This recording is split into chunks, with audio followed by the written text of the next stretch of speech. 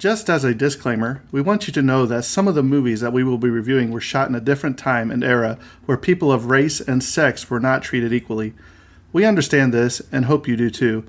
The movies or anything that happened on the sets are not the views of this podcast or what this show is intended to be all about. Exactly. And we want to give due diligence in presenting the movie and not the views of the cast or directors or anyone involved. But we also feel it's necessary to let the audience know some of the background information to get a feel for what was happening at the time of shooting the film. Again, we hope you understand that we do not agree with everything that went on, and we just want to give out the information. And with that being said, hope you enjoy the show.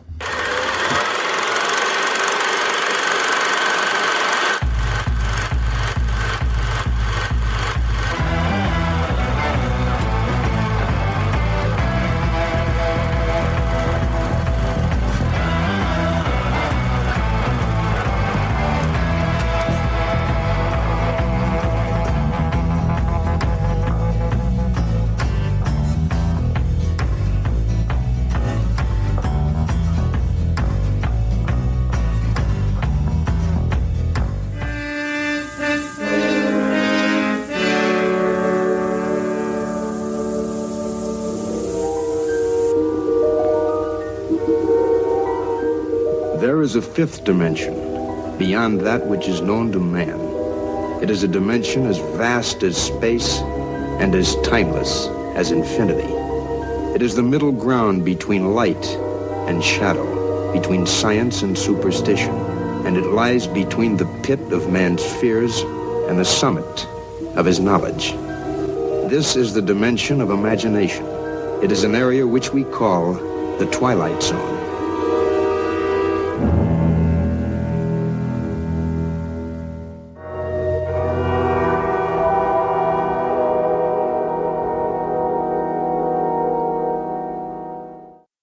All right, guys, welcome back to the Tragedy of Cinema. This is the kickoff show to the Twilight Zone TV series.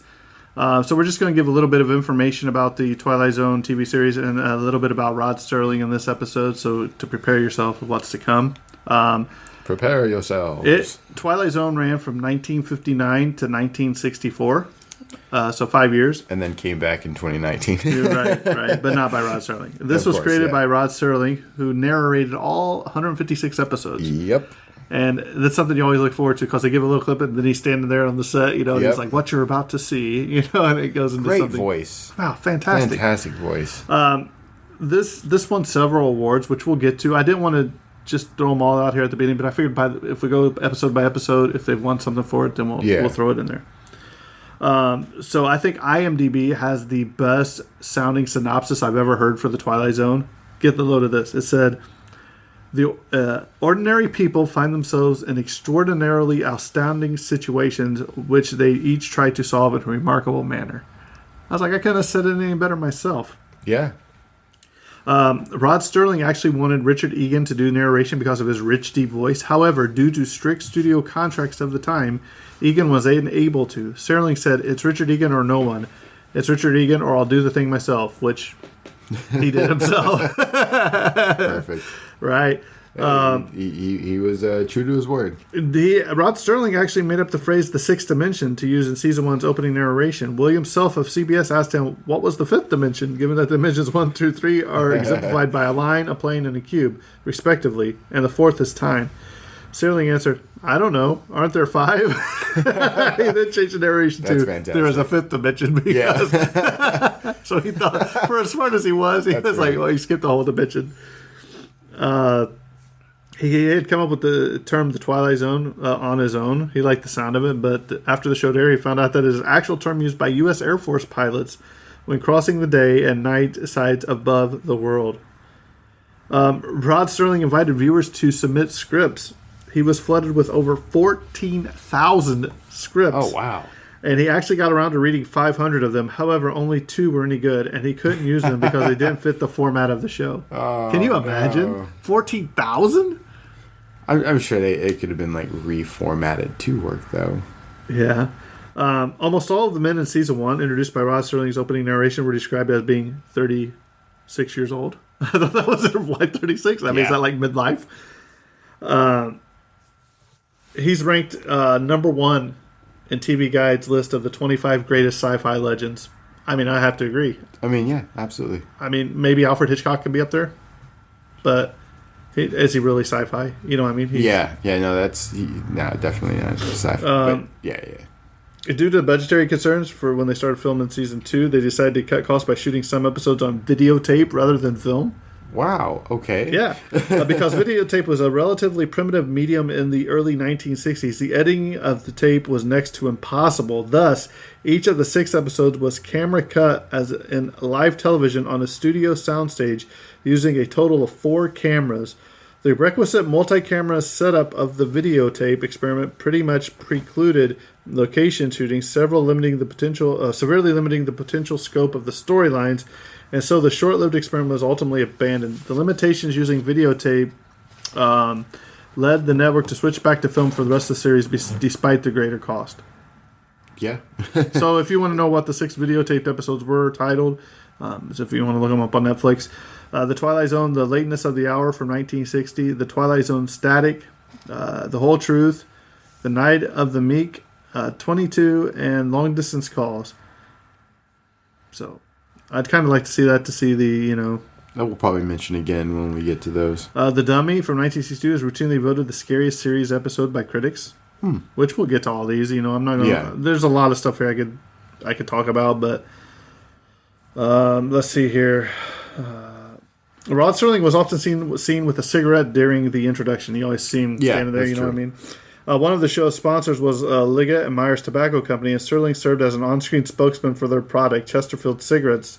During his Tune In Next Week spot at the end of each episode, the American Tobacco Company, a later sponsor, insisted that he always be seen with a cigarette, although Serling refused to plug their brand, Pall Mall, on screen. Oh, well, all right. So we got a little bit of,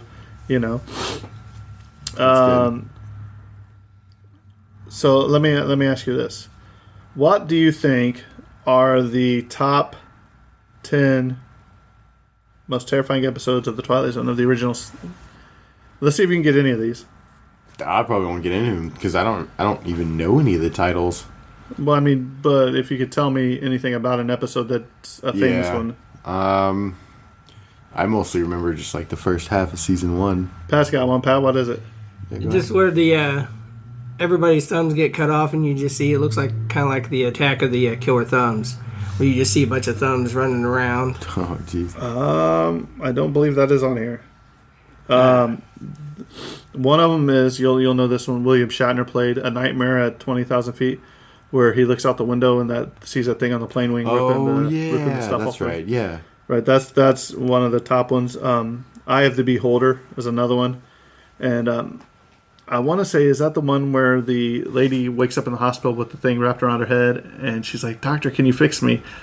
And they're all like, "Well, we did the best we could." And they take off the bandages, and all the doctors and nurses have pig faces or whatever. And she's like a human being. They're like, "We're sorry. It's just so disastrous." She's like a beautiful lady. There's a couple other ones on here. So is the one where the dude's the last dude on Earth? No. In there? No? All right. No. But we're going to talk about that here in a little bit. So. Okay, cool. Of all the episodes, Serling wrote 92 altogether. So wow, he produced it. There have been 3 different spinoffs so far of this. Let's see. Okay, now we're going to talk a little bit about Rod Serling's life. Terrence, don't fall asleep. Are you willing to turn to the 17th dimension? He was born December 25th, 1924 in Syracuse, New York. He died June 28th, 1975 in Rochester, New York, complication arising from coronary bypass operation. Oh, man. His birth name was Rodman Edward Serling. He was only 5'4". Something that I thought was really good, he was a former boxer, a paratrooper, and general all-around angry young man. It's like, wow. He was one of the radical new voices of the golden age of television. Long before The Twilight Zone, he was known for writing such high-quality scripts as Patterns and Requiem for a Heavyweight, both later turned into films. Even The Twilight Zone featured forays into controversial grounds like racism, Cold War paranoia, and the horrors of war. His maverick attitude eventually drove him from regular network television. Especially that last one. They touched on sort of the horrors of war, like, a lot, like Vietnam, multiple times. Racism was multiple times too. There's definitely a handful of. I guess I never even thought about it from that perspective of like, wow, there would be episodes that would hit on things like that, and back then that's pretty progressive. Right. Some of his trademarks is he was had that distinctive dramatic voice. Oh yeah. He always wore a suit and tie when presenting his shows. Absolutely. For sci-fi and fantasy storylines. His frequent and effective use of twist plot endings, and this happens almost every episode of Twilight Zone, which we're going to talk about. They also stories often reflected his liberal political views. He had a distinct clipped manner of speaking. You often see holding a cigarette and his short stature. He is served in the United States Army under the service number 32-738-306 from January 43 to January 1946. Discharged in the rank of technician 5th grade, the equivalent of a corporal, having served as an infantry combat demolition specialist and a paratrooper. So that's pretty cool. Right. He also suffered from combat-related flashbacks and insomnia. He was born into a Reformed Jewish family. He later became a Unitarian upon his marriage in 1948. Was a communications professor at Ithaca College in Ithaca, New York. Oh, wow. So this guy, he's done a lot of stuff, man. Yeah, he definitely lived a very... what's what I'm looking for? I'm so tired. Eventful life? Yeah, a very eventful life. Yeah. We'll go with that. His influence included H.G. Wells, Norman Corwin, Ernest Hemingway, Edgar Allan Poe, Edwin R. Murrow, and H.P. Lovecraft. It's pretty awesome. Yeah, he was an outspoken opponent of the Vietnam War. His school teacher Helen Foley encouraged him in his writing, and he always believed he owed his success to her. A school teacher in Twilight Zone, the movie, in 1903 was named Helen Foley in her honor. So that's pretty cool. Yeah. Although with many other famous faces, he was a pie-in-the-face recipient on the Soupy Cell show in 1953. Sterling's turn came in 1962. So, let's see. Towards the end of his career, he narrated several documentaries about sharks and other underwater life that were a great deal at time in schools. He started writing during World War II while recuperating from his injuries. Oh, wow. So he was a World War II vet, it sounds like. He was the first major writer to have disputes with advertisers and executives. So this guy's just... Yeah, it sounded like he was very political and was very open about it. You know what I mean? Yep. Was friends with Star Trek, the original series creator Gene Roddenberry, who had the honor of reading the eulogy at Sterling's funeral. He was inducted into the Television Academy Hall of Fame in 1985 and Science Fiction and Fantasy Hall of Fame in 2008. He was posthumously awarded a star on the Hollywood Walk of Fame at 6840 Hollywood Boulevard in Hollywood, California on October 6, 1988. So if you're out there, go visit his star. Yeah, send a picture to the Facebook group. He usually dictated his scripts into a tape recorder and had his secretary type them up. I mean, that's something you don't see a lot these days, is the old tape recorder. Oh, yeah. He often smoked more than 5 packs of cigarettes a day. Wow. So this guy was just a chain smoker. Running through him. Yeah. Even when he's on set, couldn't even put it down. He grew to hate his time while working on the Night Gallery TV show. Once producer Jack Lard was granted total control of the show's creative input. So, we're going to talk about some of his personal quotes now. If you need drugs to be a good writer, you're not a good writer. I was like, wow. That's pretty interesting. You know, I want to touch on that for just a moment. And it's on topic, but it's also just only slightly deviating. It almost kind of I've heard it as a joke, but I always it's something that I think it should be taken more seriously, and that, you know, obviously that's addiction to things. But someone will always be like, oh man, this person was a way better artist or a way better writer or a way better singer when they were on drugs. And I'm like, don't take that away from them. You know what I mean? Like, right. They worked hard. They got rehabilitated. They're finally away from a very toxic thing. Yeah, but sometimes it goes the other way too, like Kurt Cobain. That's true. You see what I mean? So you can have the argument all you want, but you go the other way, and it ultimately ended his life from the addiction. Yeah. Do you see what I'm saying, though? So I understand what you're saying. Like, hey, they may have been a better, you know, they may have well, I'm just wrote that script under the influence of a substance, but don't take that away from them because the substance that they produced was good. I mean, that's not to take away from the work that they did. Honestly. Right. I'm just saying for someone to like listen to like a recent work, but like they'll come out with something great, and then they'll come out with something else, and then the go and be like like they should go back to doing drugs because they were making way better music when they were. Right. I think it's. I see where you're going with that. Yeah, exactly. So that's what I mean. Like it's a terrible comment that I always hate hearing. But no, it's cool to hear that. When people get to break those addictions. Right. Hey, and it just dawned on me that he was actually born on Christmas Day. Really? Yeah, in 1924. He's like, I was a Christmas present that was delivered unwrapped. I was like, well, that's hilarious. Hollywood's a great place to live if you're a grapefruit. That's an interesting statement. That's funny. He said, being like everybody is the same as being nobody. This guy, man. Okay, I like that statement. That's good. Yeah. Writing is a demanding profession and a selfish one. And because it is selfish and demanding, because it is compulsive and exacting, I didn't embrace it. I succumbed to it. Man, he's just had so many things. Like he says, I've had my moments of depression, but I guess you'd say I'm a pretty contented guy. Fame is short-lived. 1 year after the show, The Twilight Zone goes off the air, they'll never remember who I am, and I don't care a bit. Anonymity is fine with me. My place is as a writer, which I have to disagree because here we are still talking about you exactly 40 years later, 60 years later, whatever it is. And this, you're going to laugh at this one. This is something that's funny, but I want to throw it in here. From a congratulatory letter to Playboy for publishing a noxious interview with neo-Nazi George Lincoln Rockwell, 1964.